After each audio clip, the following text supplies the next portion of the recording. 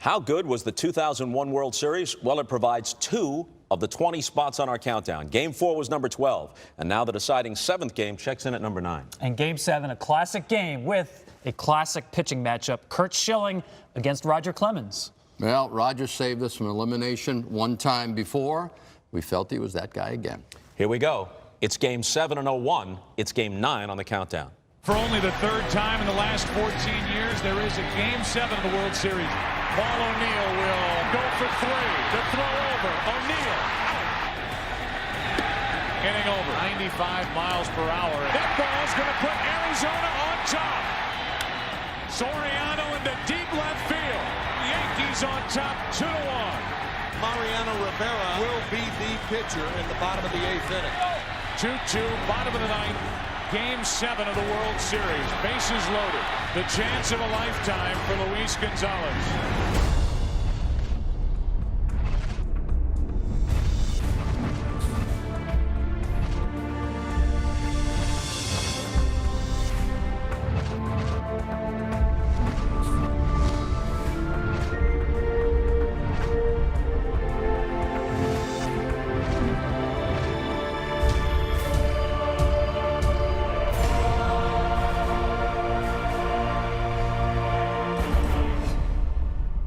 Get the ball tomorrow, we're going to win the World Series.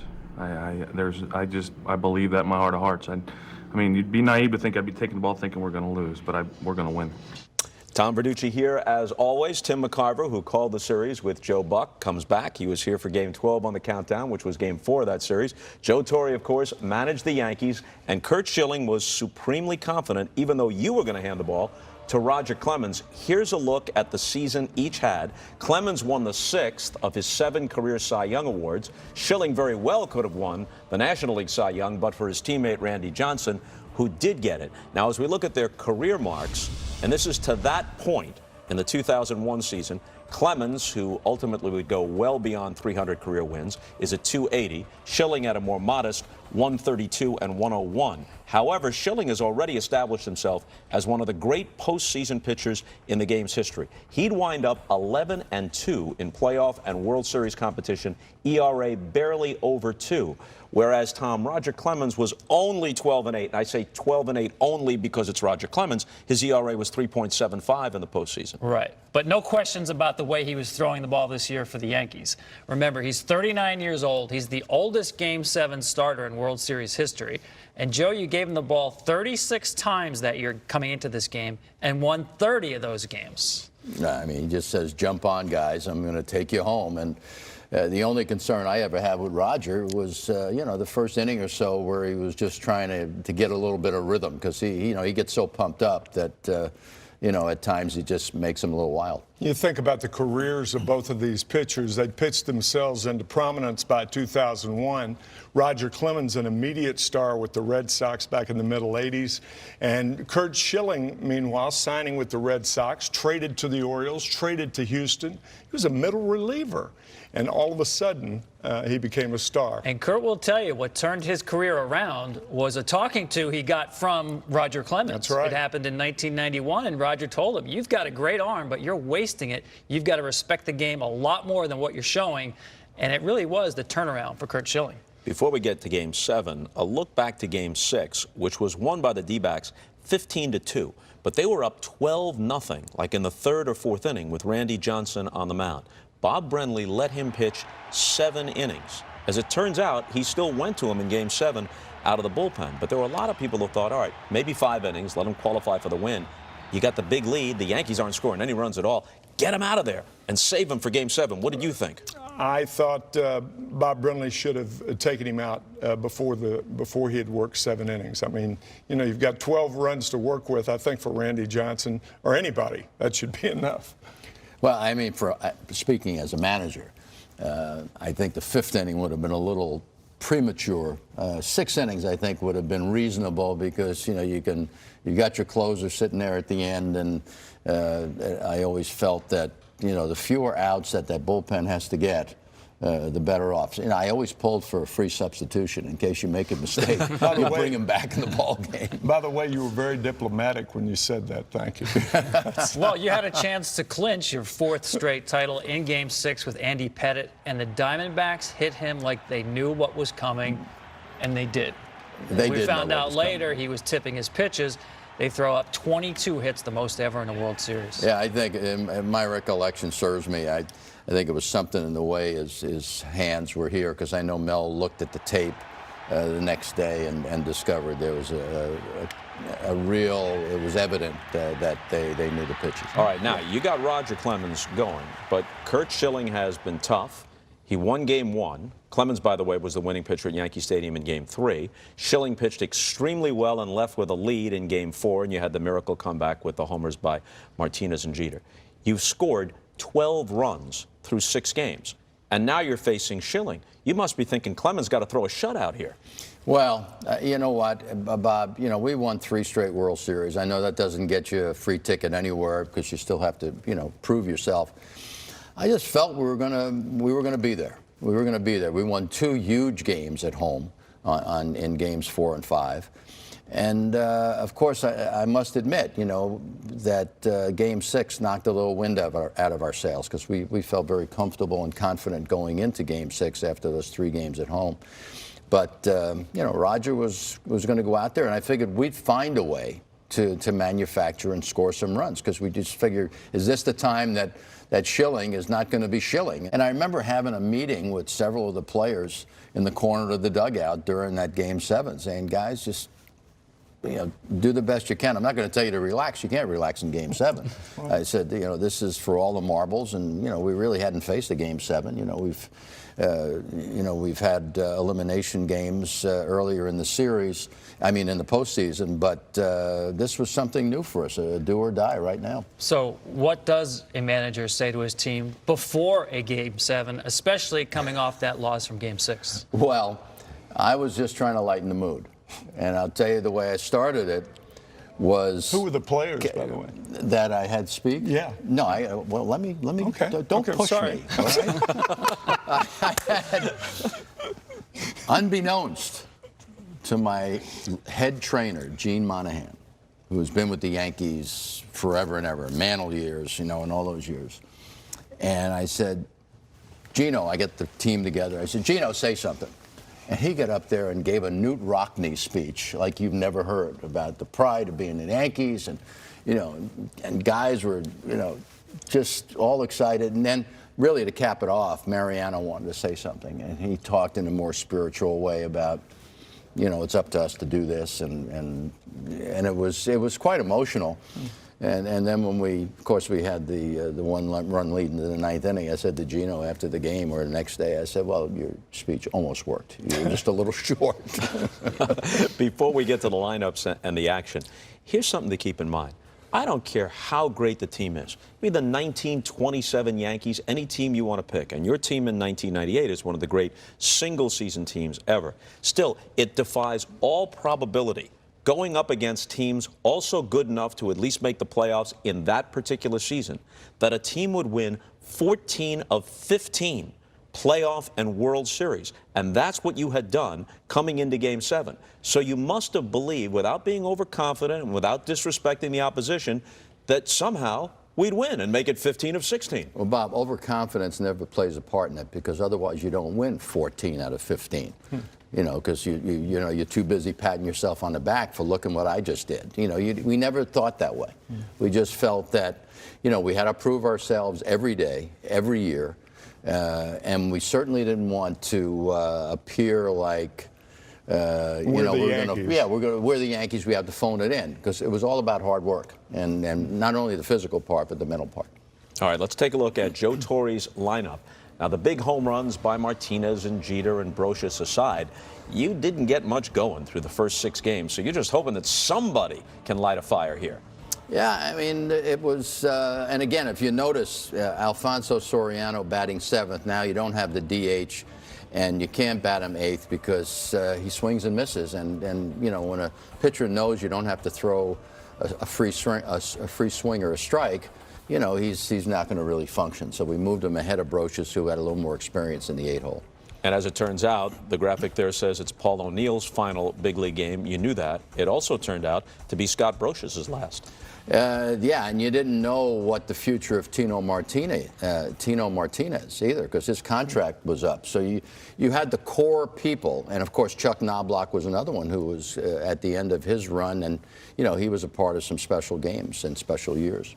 Here's Bob Brenly's lineup for the D-backs. A series thus far dominated by pitching for the D-backs. Tony Womack gave you guys a ton of problems, and scouting reports are never made public, but they're talked about so much before going into a series. I would imagine your scouting report on Womack was to keep him off the bases, and the Yankees didn't do a very good job of that. Well, keep him off the bases and throw strikes. Yeah. You know, don't walk him. Don't give him a free pass. I know Zim used to, and then Don Zimmer has the thought process that any of these singles hitters, they don't like that slow stuff. They don't like that slow stuff. He stayed on the ball, even breaking balls, and he'd pull him down that right field line.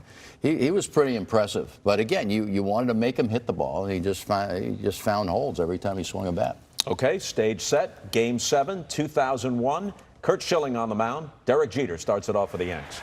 Curt Schilling, who last night guaranteed a victory, saying we're going to win. The man who will lead it off against him, Derek Jeter, said the only thing I'll guarantee is I guarantee it will be fun.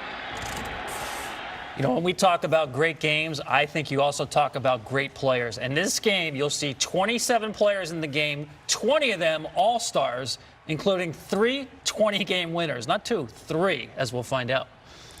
Schilling must be saying to himself, here, I'll take that strike zone. Gave him that pitch way off the outside corner for strike 3, it looked like. And here's Paul O'Neill.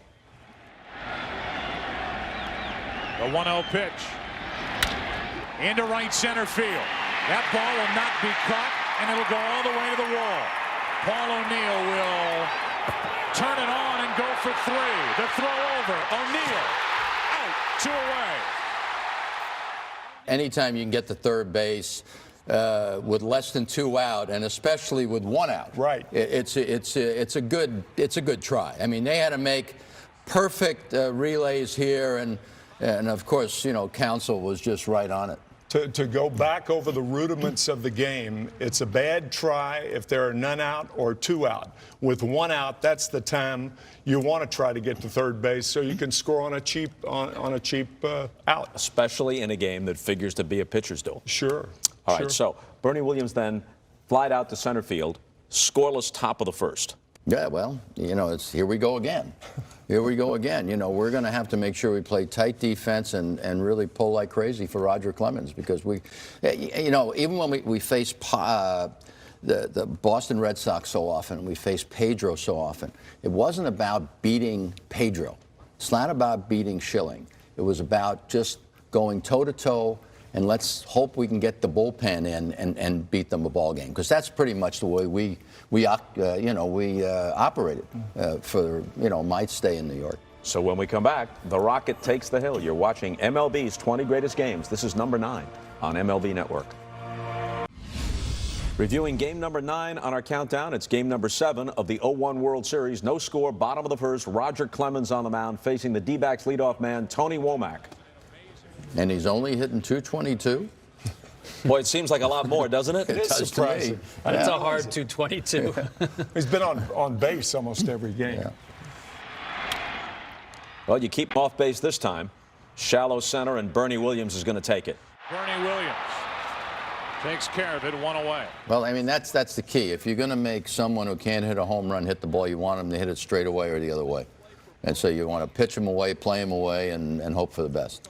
You know, at this point, Craig Counsell has been in the big leagues for several years. He qualifies as a veteran. Still looks like he's playing in the state high school championship. Martinez knocks it down. It's a fair ball, and they can't complete the play. He's one of those players that makes himself necessary, as Yogi likes to say. It's, you know, because he can do a lot of things, and not the least of which is get on a base and steal a base.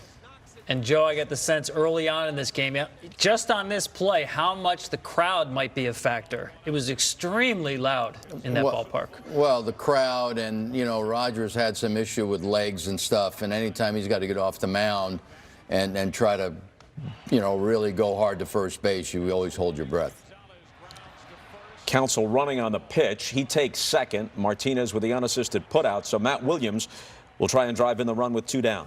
And early, you get the feeling in this game that even something as simple as a fielder's choice that pushes a runner to second base could be the difference if either team got a key 2-out hit. Inning over. Good splitter from Clemens. And with these two pitchers going, neither side's going to see many breaking balls. No, it's going to be power against power. Here, I dare you, and let her fly. Sometimes numbers are misleading. 176, 1 homer, 2 RBIs. That 1 homer and those 2 RBIs saved Game 4. 1 out. Nothing can save him here against Schilling. That's just flat nasty. Well, I mean, that's what makes the postseason so special, because you don't have to really build up stats. It's all about this one at bat and this one situation that really makes or breaks a game. Game as Posada flies 1 to left. Gonzalez a long run, 2 out. This is going to bring up Shane Spencer, who earlier in the series had homered at Yankee Stadium off Schilling in Game 4. Here he is with 2 out and nobody on in a thus far scoreless game. Spencer hits one to center field. That thing is crushed. Finley back to get it 400 feet away. That was a big-time play right there. Directly over the center fielder's head is probably the toughest play for a center fielder. Finley was always among the game's best in center field. What a career he had, and a good World Series he's having, too. Mm-hmm. So at this point, what's Clemens' body language? What's he saying when he comes into the dugout? Anything different from a game in July? He just comes in. It's all the time. He comes in, come on, guys, get me some runs. Let's go. And, where Bob Gibson used to walk on the, and sneer. And, I mean, he used to sneer down there, are you going to score or not? But Roger was a lot more animated and just really pretty much be a cheerleader, coming in off the mound. Sometimes games show their personality very early, and I thought that was the case in this game. With the 2 guys coming in with their resumes, sure, but the way they were throwing the ball, you saw a lot of swings and misses early in the game. So I know it's early, you're not sure it's going to be a 1-run game, but it sure looked like that after a couple of innings. Well, what you're doing here, Tommy, this is Game 7. I mean, there's no such thing as I'm not available or he's not available. Everybody's available, and what your pitchers are going out and they're showing you right here, I'm going to go as hard as I can for as long as I can and give you what I have, and then it's up for the manager to line them up and bring them in one at a time. Yeah, it's the last game of the season. Both pitchers are going to throw fastballs for strikes and splitters for balls, and that's what the opposing hitters have to try to decipher. It may seem like a minor factor, but it occurs to me because after this break, we're going to see Roger Clemens at the plate. American League all year long, obviously including the playoffs. He starts Game 3, which is a DH game at Yankee Stadium. He's going to swing a bat when it counts for the first time all year in Game 7 of the World Series. Yeah, I mean, that's still frightening to this day, where you have, the American League pitchers hitting in National League ballparks, and you have to hold your breath. And, over the last couple of years, there have been some big injuries for pitchers on the base paths. What's the solution to that, as an aside? Well, I think the way they have it is the fairest, right? As long as you're going to have it split, then you might as well play home team rules. I suppose. I think the answer is there is no easy solution, but this one happens to be the best. Let's not get into a long DH conversation. There are no short ones. Okay. We've only got about an hour and a half here. All right, when we come back, Roger Clemens grabs a bat. You're watching MLB's 20 Greatest Games. This is number 9 on MLB Network.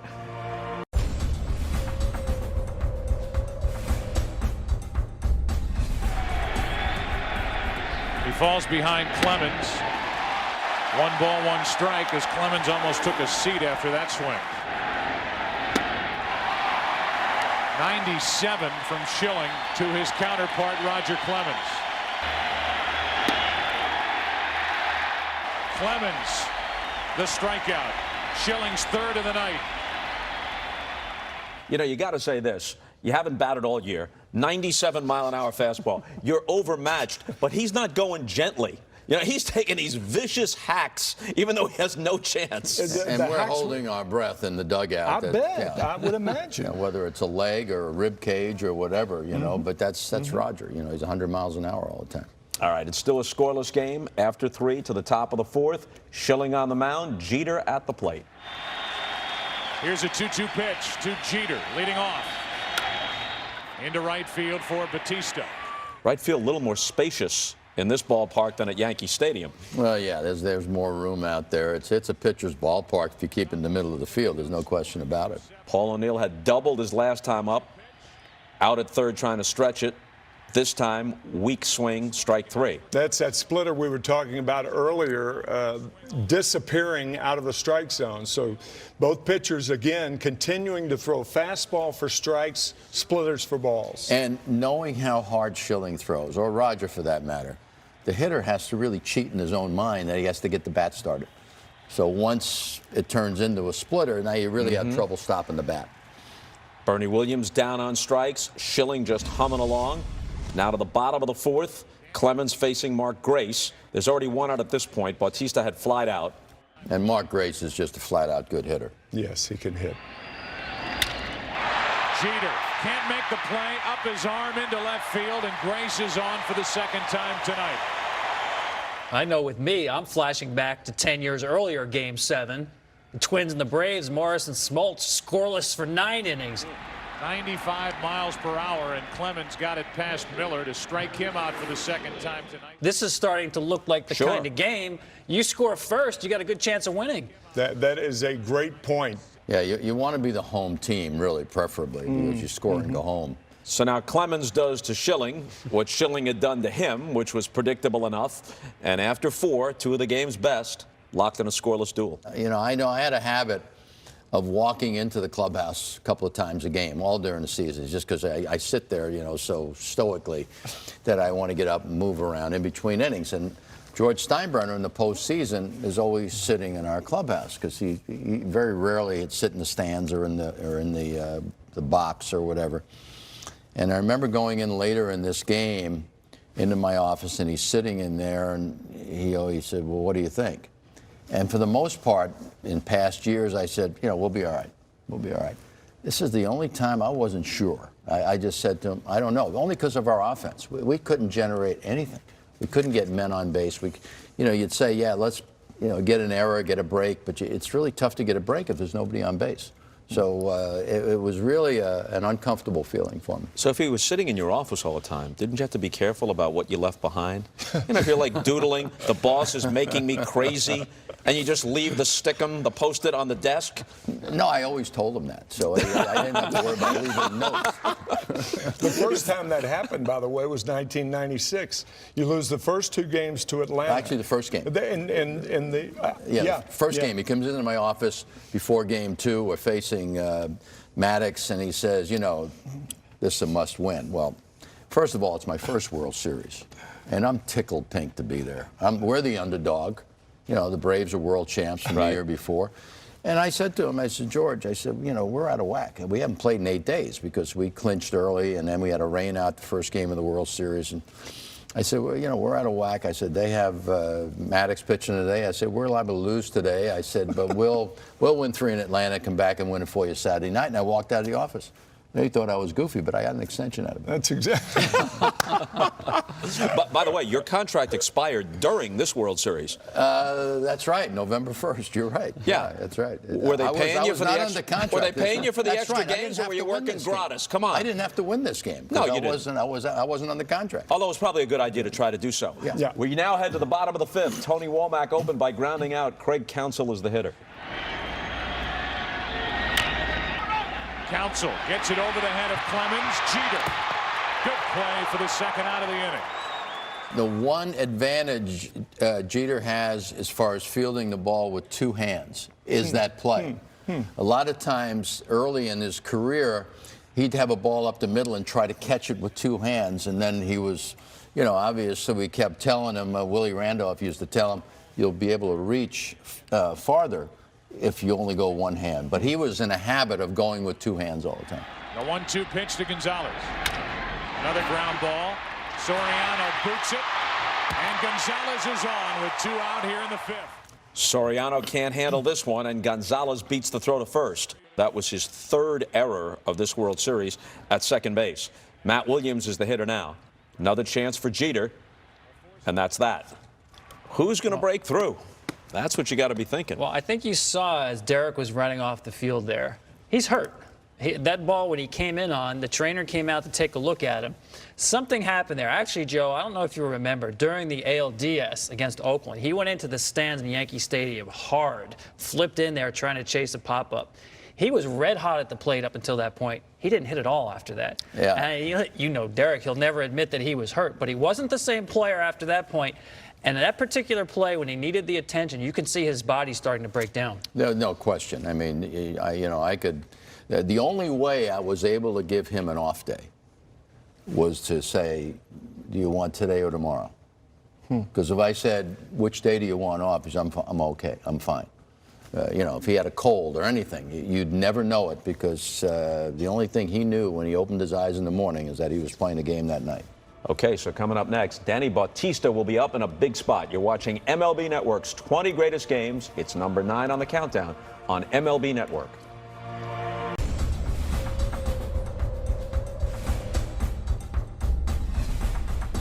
Scoreless after 5 in Game 7 of the 2001 World Series. The Yankees and the Diamondbacks, top of the 6th. Schilling on the mound, Soriano at the plate.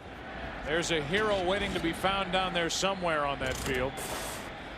Right now, 2 heroes are the 2 starters, Curt Schilling and Roger Clemens. Bottom of the order here. I thought that was a great line by my partner, Joe Buck, when he said there's a hero waiting to be made down there. It wasn't Soriano in that at-bat, and it won't be Brocious in this at-bat either. Yeah, a minimum of 4 innings to find out.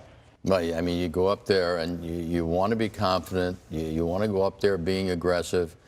But when you realize he's got the 96-mile-an-hour fastball and he's got the splitter that has the arm speed of a 96-mile-an-hour fastball, it's a little disarming. I mean, and it's, you've got to just make up your mind. You're going to look in one place and hope the ball's there. Schilling strikes out Brocious, 2 away. And I know one reason you couldn't be so confident with George Steinbrenner was you couldn't wear down Schilling the way you normally did pitchers. He's just too aggressive, too much in around the zone. Yeah, that was a big thing, and I referred to Pedro, is that you got the pitch count up where he had to come out of the game. But that wasn't the case with Schilling because he was so economical. Plus, I would imagine you had to assume that Randy Johnson's waiting in the bullpen, too. Well, or did you know that? I didn't want to think about that. Clemens was the only guy who made contact off Schilling in the top of the 6th. Now he starts the bottom of the 6th against Finley. Bob, you made a good point about Clemens playing now under National League rules. He's used to. Roger likes to go back in the clubhouse in between when his team is batting. You don't have that luxury. He made the 3rd out here and then goes out to the mound. And Joe, you must have seen something because you get your bullpen up at this point here. Mendoza begins to throw. Well, I mean, he had physical ailments. There's no question. I mean, he pitched Game 5 against Oakland. We knew he had, the bad hammies, and I told him I didn't need a hero. I needed a winner that day, so we knew it was there. Here's Bautista. Into left center field. That ball is going to get down. That ball is going to put Arizona on top. Danny Bautista delivers again. Going for 3rd. Out, but it's 1-0 Arizona. You're applauding the relay that cut down Bautista, but they've got the lead, 1-0 now. They've got the lead, but it's 1 run because that was a man at third base, nobody out, and that's what, when you talk about don't make the 1st or 3rd out at third base, that's a perfect example of it right there. On the other hand, you make him make a great play, and he's barely out. Well, it was a great athletic play by Derek Jeter because the relay throw was high and toward the third base side. He had to make the play in the air and throw the ball in the air or as he just hit the ground to get Bautista. And all bad base running, but a great play by Jeter to get him. All that hang time on that dive to 3rd didn't help. Well, yeah, but I'm thinking, is it always a bad play, though? In that situation, is it really a bad play? That's a bad play. Well, he's out. That's a bad play. You made the first down. Whenever there is a doubt. There's never an exception? It's got to be standing up. Not there. If you go into third, you got to go into third base standing up. If it's one out and you make the same play, it's okay. And give Bob Not Brenly only some okay, credit, it's a good too. play. Bob Brenly could have bunted there. In fact, he thought about it and decided, let me give him a swing. And That's right. Bautista was swinging the bat very well. In fact, let him explain it as we go to break here. Here's Brenly talking about what he was thinking about as Bautista settled into the box. I'll put bunt on, and then I'll change my mind. I'm going to give him one whack at it right here.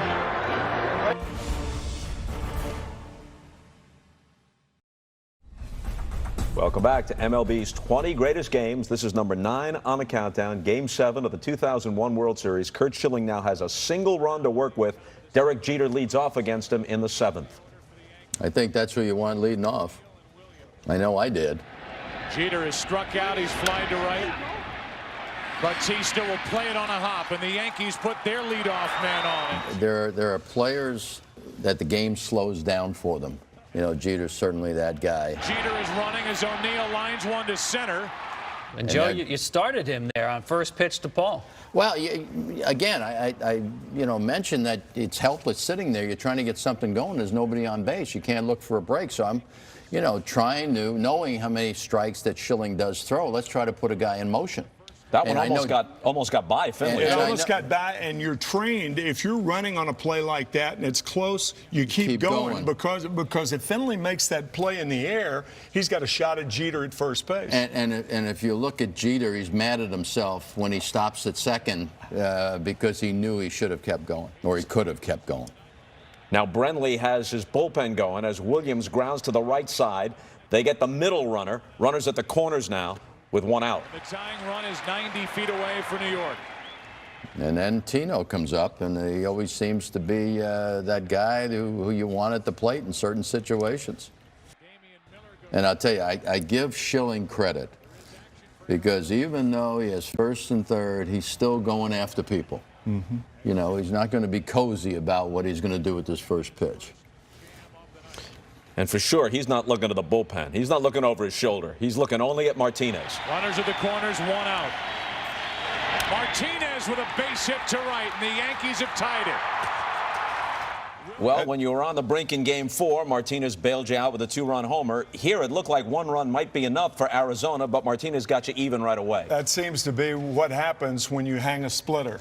That ball right around the waist. Right around, even though you're gearing for the fastball when that's an off-speed pitch and it's pretty good velocity on it, it sits there for you. Mm-hmm. And Tina was ready to swing it. So at that point, the Yankees have tied the game. They have 2 on with 1 out, but Schilling gets Posada and Spencer to fly out. So it's a 1-1 game. And now one of the questions that Joe will face, how much longer does he go with Roger Clemens? We're back after this.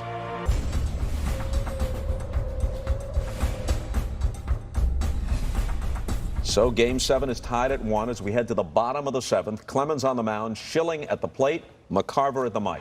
I'm surprised at this move by Bob Brenly.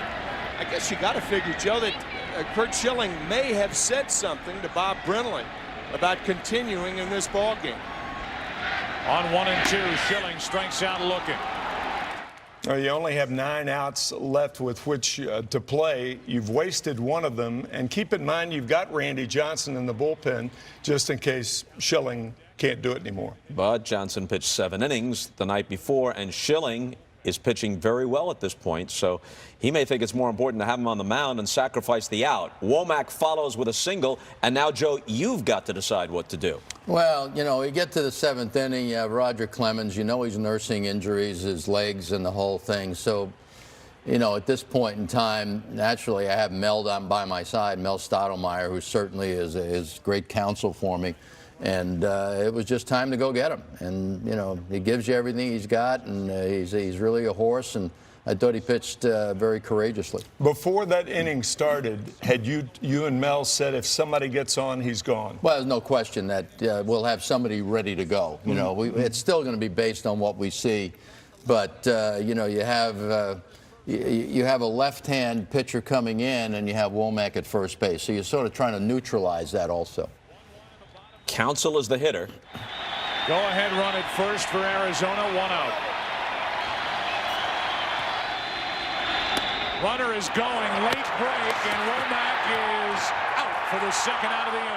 Even though Posada kind of double clutched, he was still able to get him. Yeah, I think it was hit and run. I think because so, he too. didn't have a jump. It was either a hit and run or a delayed steal. We even talked about it being a delayed steal. He certainly, but your point, well taken, bringing Stanton in to hold the runner at first. Absolutely. Maybe even it's a half a step you hold him there. But to see Counsell chase a pitch out of the strike zone by that much, I got to believe it probably was a hit and run. I think it was a hit and run where the first base, the base runner is not going to try to get a jump.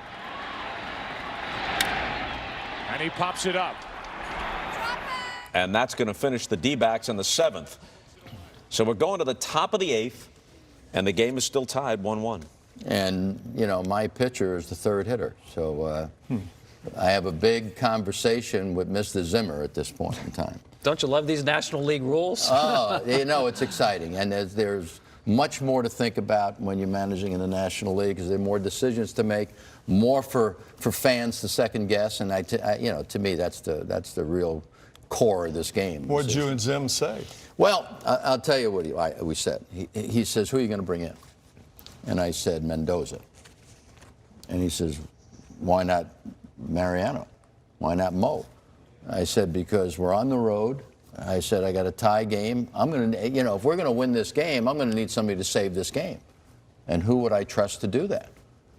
And I was sure what I was saying was for sure. The more I thought about it later on, the more I was thinking that, you know, if I ever lose this game and Mariano never sees the mound, I'm wrong. Suppose you hadn't scored in the top of the 8th. You go to the bottom of the 8th, still tied. It's tough to hold Rivera back. Yeah, but I think I probably would have, with my mindset at that time. And, you know, we're watching it and we're arguing on the fence. We're on the railing. And we're arguing, and Soriano comes up to hit. And, you know, just to trying to find a middle ground, I said, well, if he happens to hit one out, and no sooner the words come out of my mouth, his ball's out of the ballpark. Get out of here. Stop right there, because when we come back, Alfonso Soriano had his problems in the field this series and even in this game. But, as you may remember, or as you've just been tipped off, he's about to make up for that.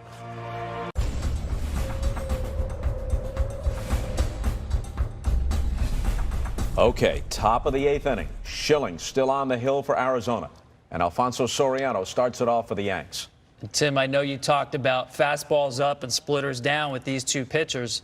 This is exactly the sequence that Curt Schilling wants here against Soriano, especially when he jumps ahead of him here 0-2. He can do just about anything he wants with him. Watch this pitch. Soriano's going to chase it up above his eyes.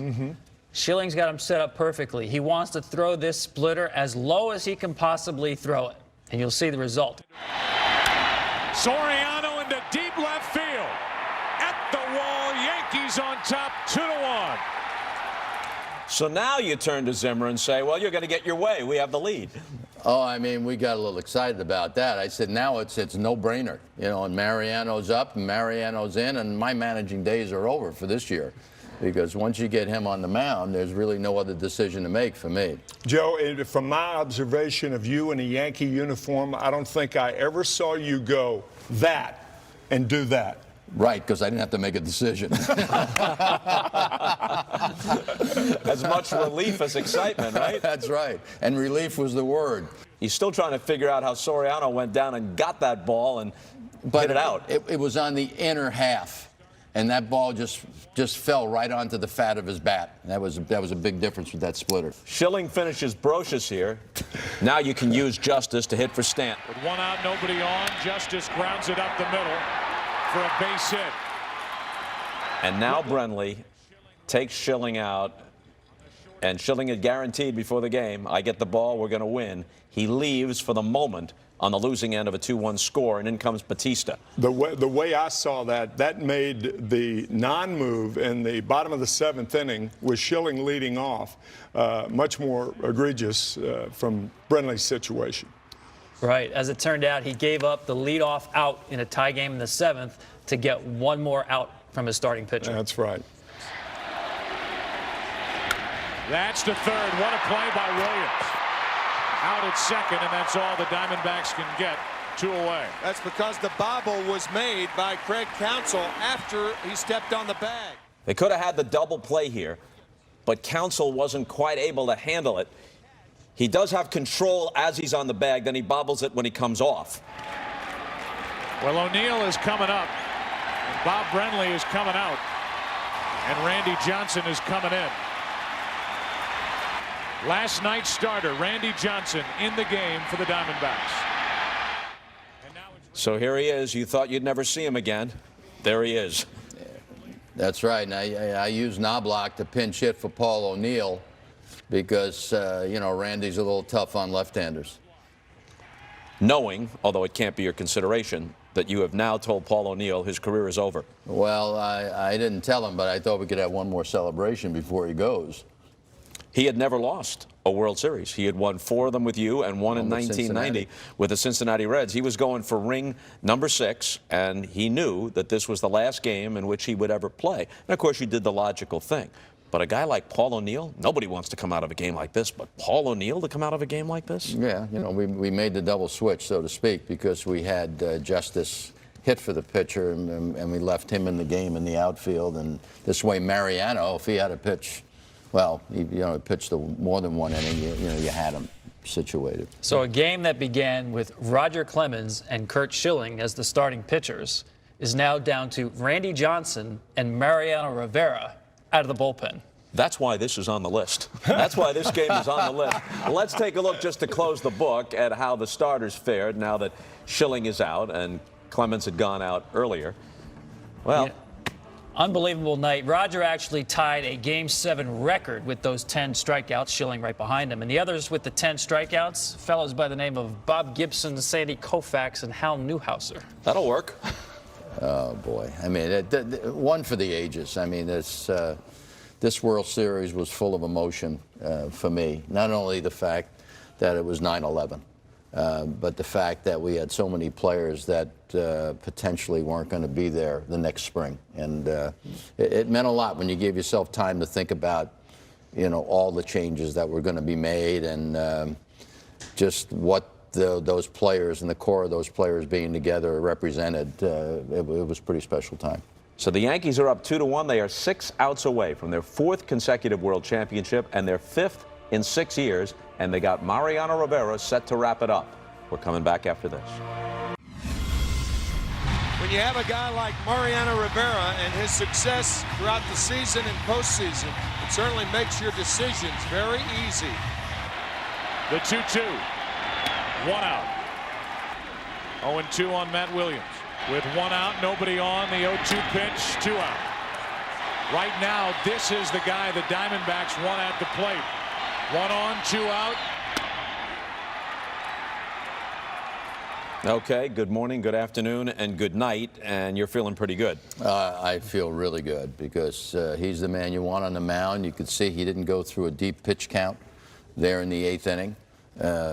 So it's just a matter of, you know, hanging on after these next 3 outs next inning. Just like Delilah with the shears and Sampson, Mariano Rivera has robbed hitters of power for 15 years in the major leagues. How long have you been sitting on that? I've been sitting on that for 10 days when I was first called to do this show. Thank you. Well, let's just hope that, unlike Delilah, the editor doesn't take the scissors and get that out of there because that was good. We're going to leave it in. We head to the top of the 9th now. Randy Johnson comes on. He's actually already in the game, but this is his first full inning of relief. He will deal with Bernie Williams, Tino Martinez, and Jorge Posada. Now, let's remember, Randy Johnson is 38 years old. He threw 104 pitches the previous night, and he's wearing a corset underneath his uniform because he's got a bad back. And here he is out there in Game 7, out of the bullpen. Well, that corset didn't make him any shorter. I'll tell you that right now. I mean, he's still an awesome presence on that mound. And Womack circles it, throws, got it, 2 out. So Martinez is the 2nd out, and here's Posada, 2 down, nobody on. Curt Schilling and Randy Johnson, the 1-2 punch for Arizona, giving the Yankees all they can handle. All right, so Johnson has done what Brenly has asked him to do, keep it reasonably close. It's a 2-1 game. But you've got Mariano, and just to set the stage here, at this point in his career, Mariano Rivera had 25 postseason save opportunities. He'd been successful on 24 of them. The only time he failed was that Sandy Alomar home run in Cleveland in 1997 in the division series. His career postseason ERA at that moment was 0.70. And in all fairness to Mariano, that was the first year he was a closer that he gave up the home Wetland run. before that. Wetland before that. So he was sort of still cutting his teeth at that point in time. Yeah, he's money in the bank. There's no question about it. Am I going to sit back and say, well, he saved all these games in a row? Is this the time for... No, I never even thought about it. You know, we were so confident, especially scoring the way we did, and to you know, be 3 outs away. Plus the fact we went through the middle of their batting order in the 8th inning. You know, you thought you were in good shape with that. Well, when we come back, it's the fateful bottom of the 9th. You're watching MLB's 20 greatest games. This is number 9 on the list on MLB Network.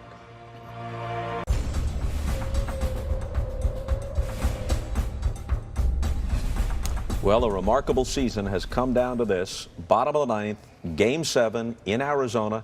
Yankees 2, D-backs 1. Mariano Rivera on the mound. Mark Grace starts it off for Arizona.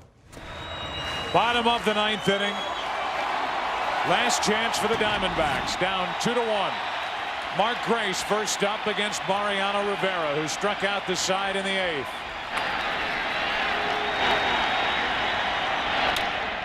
Center field, a good start for Arizona. Grace with his 3rd hit. David Verducci runs for Grace. They had Colburn coming to the plate. He was in the on-deck circle until Grace got on. Now they have Miller up to bunt.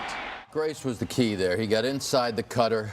Was able to, and his style of hitting was certainly perfect for that, where he could keep the ball fair and hit it in the middle of the field. And now it becomes the bunt situation. The bunt by Miller. Throw to second. Into center field. Verducci will stay, and it's 2 on with nobody out. And to Bernie's credit, he was backing up there where the runner stays at second, and Jeter's beaten up a little bit right here. And Jeter can't get up. Joe Buck and I talk about the inability of some pitchers to throw the ball for outs at bases because they're used to throwing pitches that move, particularly Mariano Rivera.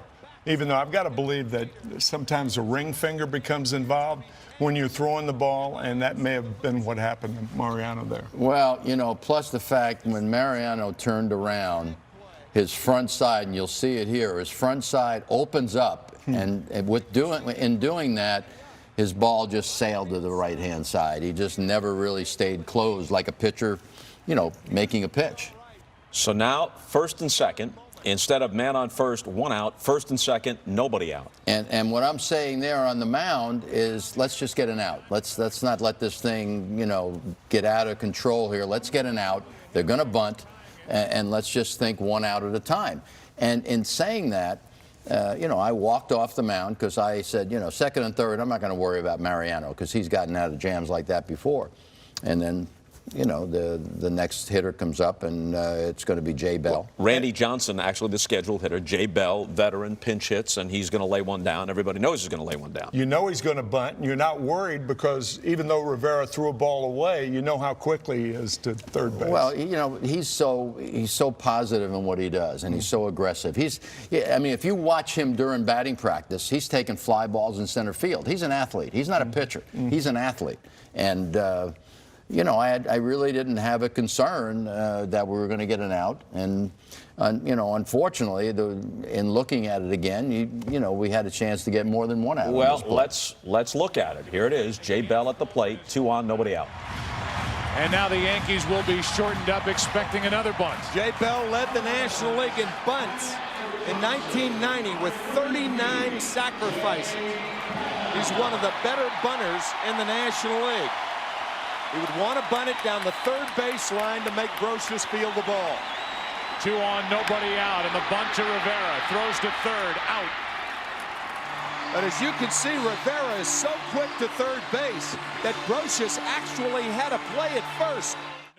Now, right away, Tim, you picked up on the fact that while they got the out, they got the lead runner, Brocious gave up on the play, and look where Bell is. Yeah. Yeah, he is. Watch when Brocious gets the ball, Bell's a little past the halfway mark.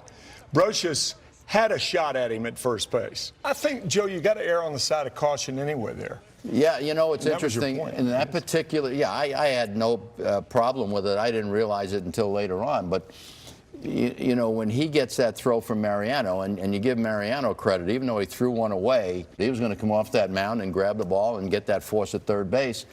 And the runner is really behind Mariano, where you can really probably see it in the background if you're the third baseman. But I think it was in his mind to get this out, Brocious. The first peak for him was the runner at second base, making sure he wasn't making a big turn. And in doing that, he really gave up the opportunity to get the second out at first. So Miller becomes the lead runner at second. He is then removed by Brentley, who goes with one of his speediest guys, Cummings, as Womack comes to the plate. Right. And again, left-handed hitter who's going to shorten up.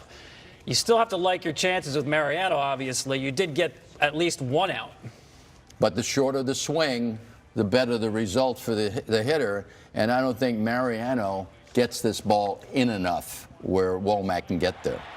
Yankees lead in Game 7, 2-1 in the ninth.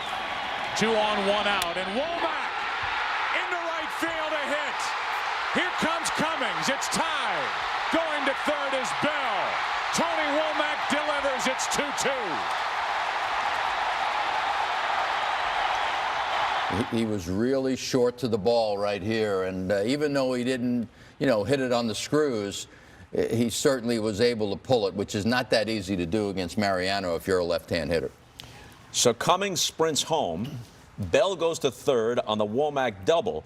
Now you got first base open. Counsell's the hitter, but Gonzalez is behind him. So obviously you're going to work to Counsell. Oh, well, yeah, we're definitely going to go to Counsell because, again, he's a guy that Mariano can get out. I mean, I have a great deal of confidence against any hitter, but, you know, you certainly would rather pitch to Counsell than to Gonzalez, because Gonzalez had a big year. He's not only a power hitter, but he's a good hitter on top of that.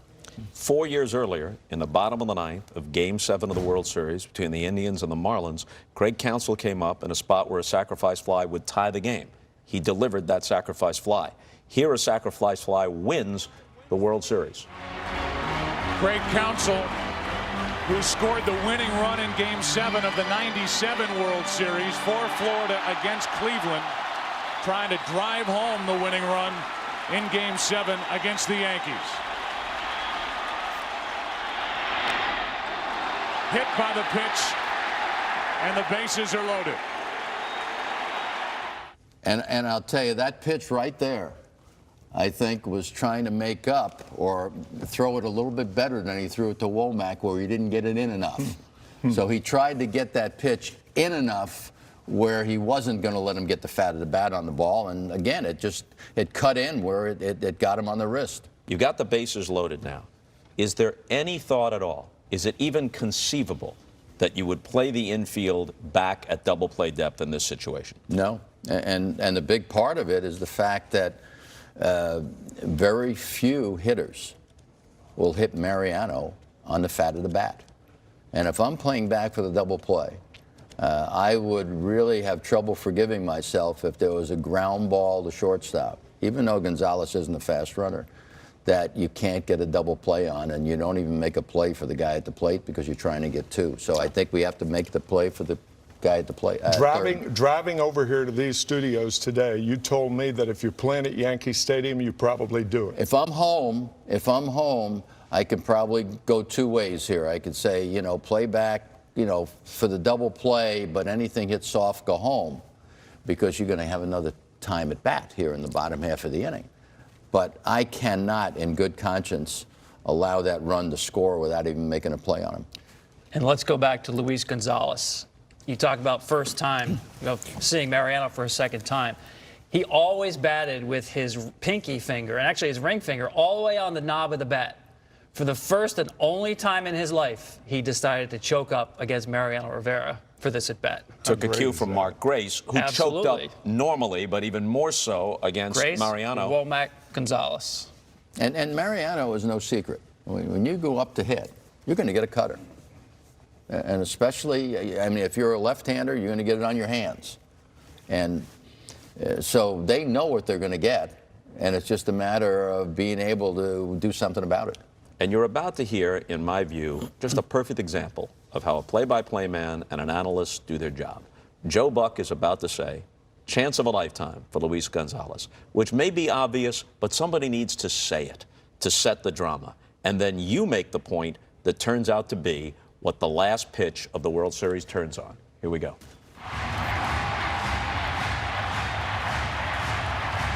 The chance of a lifetime for Luis Gonzalez. 2-2, bottom of the ninth. Game 7 of the World Series. Bases loaded. Infield in. 1 out. Strike 1.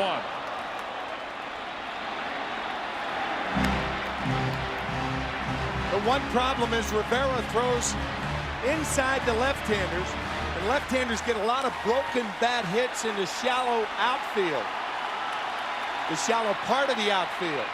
That's the danger in bringing the infield in with a guy like Rivera on the mound.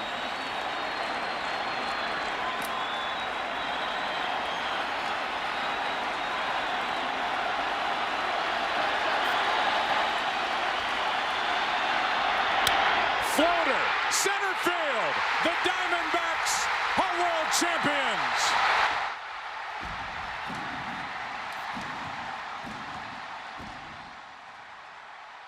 That didn't even really make the shallow outfield, barely made the grass.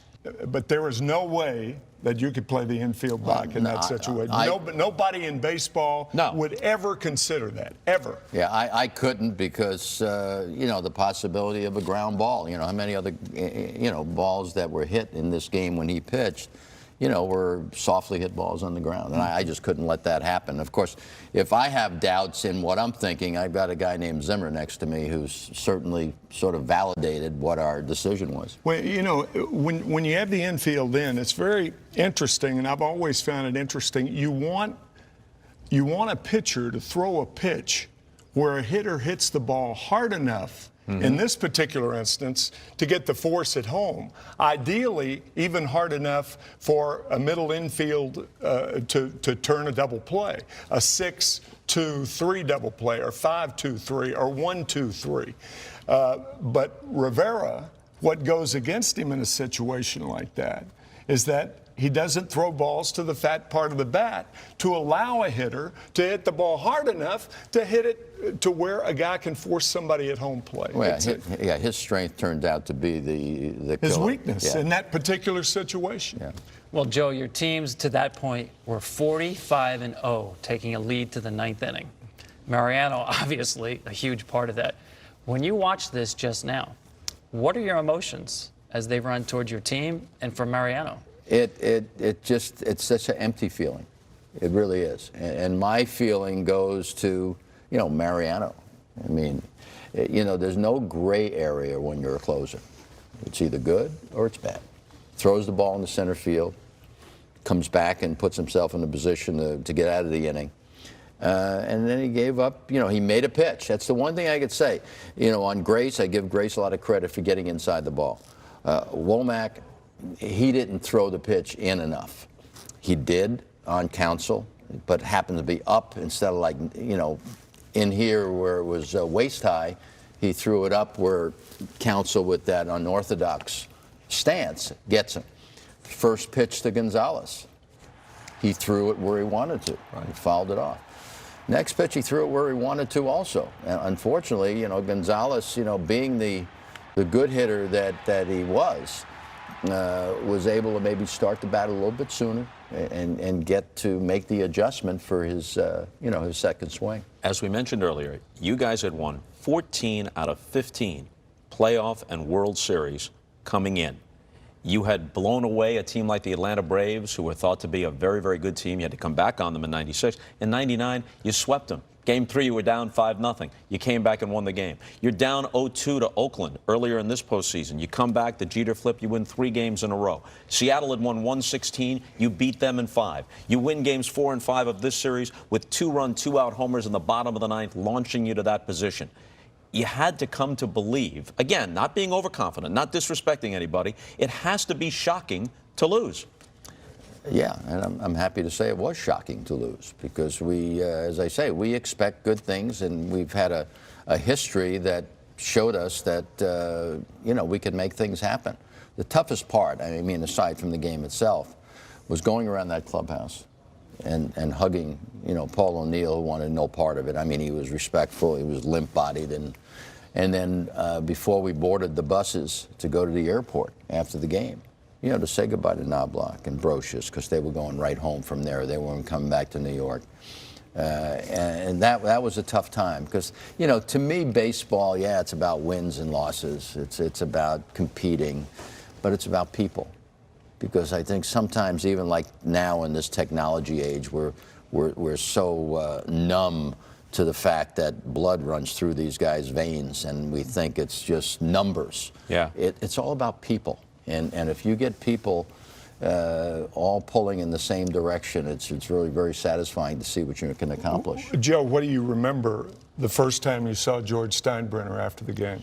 Well, I was in the clubhouse. He was just standing there, you know, and just with his head down, and he wasn't angry. He was just sort of disappointed.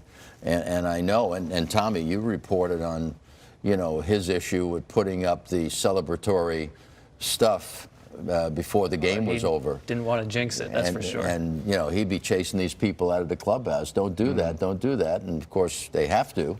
And then having to pull them down and go in the other clubhouse. It was a very bitter, I can't even say bittersweet, but it was a very bitter time. And then there's Mariano. I think back to the meeting before the game began, in which he said, guys, we're going to win, but no matter what happens, this is in God's hands. And then I remember him after the game, and it was really not very many minutes after the game was lost. He was right at his locker answering questions. And for you, Joe, was there a moment either right after the game or later on when things kind of calmed down that you had a private time with Mariano? You know, I think probably on the plane going back.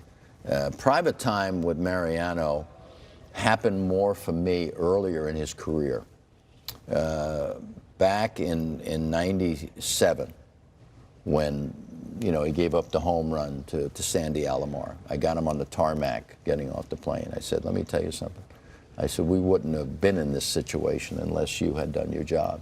And at that point, and I think we know by Eckersley giving up the home run to Kirk Gibson and Mariano doing this, you go one way or the other. The great ones go the way Mariano did and Eckersley did.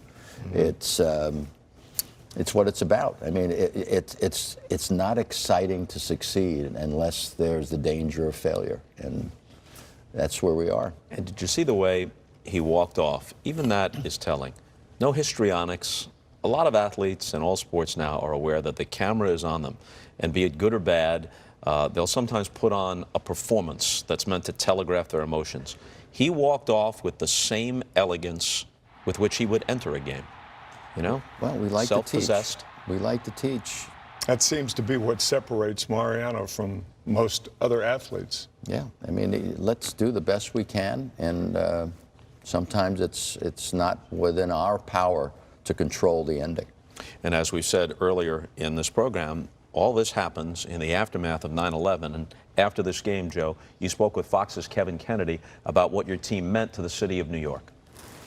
Well, Kevin, I think we picked up the personality and the inspiration of the people in New York, and all the, you know, all the heroes and all the people who gave of themselves there, and you know, no question that inspired us. You don't always win.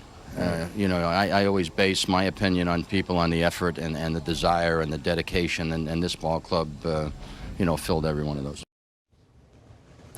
Well, you didn't win another World Series after 2000.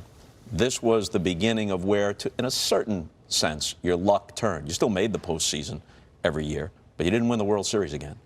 No, we didn't. Of course, let me tell you, I'm sitting with my wife, Allie, having dinner after Game 3 in 1998 in San Diego. It was just the two of us, which was unusual, that World Series time, that we didn't have any people hanging out. But we're sitting there, and I looked at her, and I said, you know, why are all these good things happening to me? You know, I always felt very blessed along the way that I was able to experience this. You know, for a guy who had never been to a World Series other than to sit in the seat in the stands during my playing career, to, you know, from my 56th birthday on, had nothing but postseason activity. It was pretty darn special. Joe, thanks. Tim, thanks. Tom, as always, that's it for number 9 on MLB's 20 greatest games. And as we leave you, let's listen to the Diamondbacks radio call from Greg Schulte. See you next time with number 8 on the countdown. Gonzalez digs into the plate, the stretch, and the 0-1 delivery, and a little blooper. Base hit! Diamondbacks win!